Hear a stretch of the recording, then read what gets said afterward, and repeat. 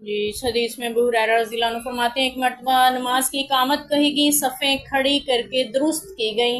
फिर रसूलुल्लाह सल्लल्लाहु अलैहि वसल्लम हमारी तरफ तशरीफ़ लाए। जब नमाज पढ़ाने की जगह पर खड़े हुए तो आपको याद आया कि आपने गुस्ल फरमाना है। फिर आपने हमसे फरमाया, तुम अपनी जगह पर ठहरो, यानी यहीं पे ठहरो, और आप लौट गए। गुस्ल किया, इसके बाद हमारे पास तशरीफ़ लाए, आपके सर से पानी टपक रहा था। फिर आपने तकबीर कही और हम सब ने आपके हमरा नमाज पढ़ी। इससे कुछ मसाइल का पता चलता है कि अगर कोई शख्स गलती से या भूल के मस्जिद में दाखिल हो गया, उसको याद है उसने गुस्ल करना है, वो पाक नहीं है, तो फ़ौरन वहाँ से निकल जाए।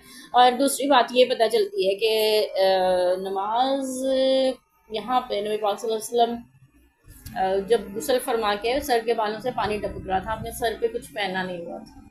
जैसे हमारे यहाँ नंगे सर नमाज पढ़ने को मकरूह या हराम समझा जाता है, मर्दों के लिए ख़ास तौर पे।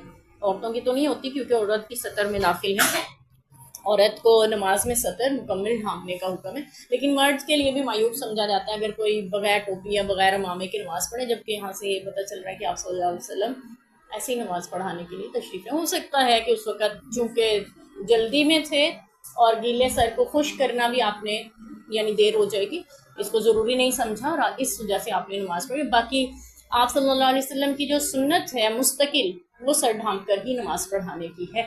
तो नमाज़ पढ़ा जो सर ढांप के ही पढ़ी जाती है, आप सल्लल्लाहु अलैहि वसल्लम की एक मुस्तकिल सुन्नत होती है और एक इज़्तिरारी हालत में हर किसी के लिए अहकाम इजाज़त मौजूद होती है। लेकिन एक मुस्तकिल सुन्नत जो होती है उस पर अमल करना मुस्तकिल तरीका ही रहना चाहिए।